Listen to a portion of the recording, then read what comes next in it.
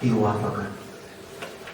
Fantatrao fa misy sambo ray mitondranao mitety onja ho any an-tany ovy any izay tany kafanana sy tataovan-danitra tsy manam-paharoa. Fantatrao fa any amparatany ito fifankatiavana any.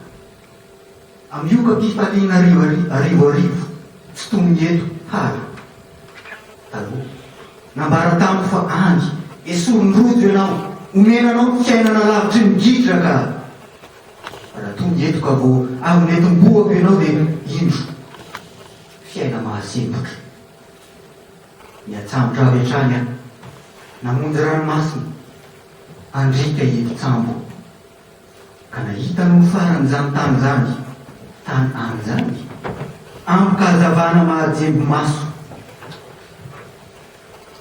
mianitra amboloko fotsiny any dia efa mahatony nofinofo rehetra teo afaka fahafahana ary indro zazavavy kely kanton'olo-kantony tamin'ny tanàna mibitsika araony anjoriako nolazaina mihitsy fa ny ranomasina ely mitsiriritra fantatro zazavavy io mitendrombohatra avo miankohaka ny lohany afahany manindra nentiny ian-davitra nidianay no mba ny fahalemany tsy manam-patapirana ny randram-bolo mangany namoaka fofomanitra zay hatrizay antaona maro mitarika hito lalana ny lalanao ny lalako ny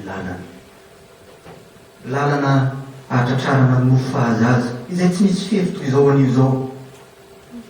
Nahita hazan-drano manto anaty lanitra mivolondandy azo aho. Nahita ho ala mitsiry ny solon'ny grindritrano be ary tao anaty rano by mitsikitsika. Sotra indrindra. Sotra tompoko.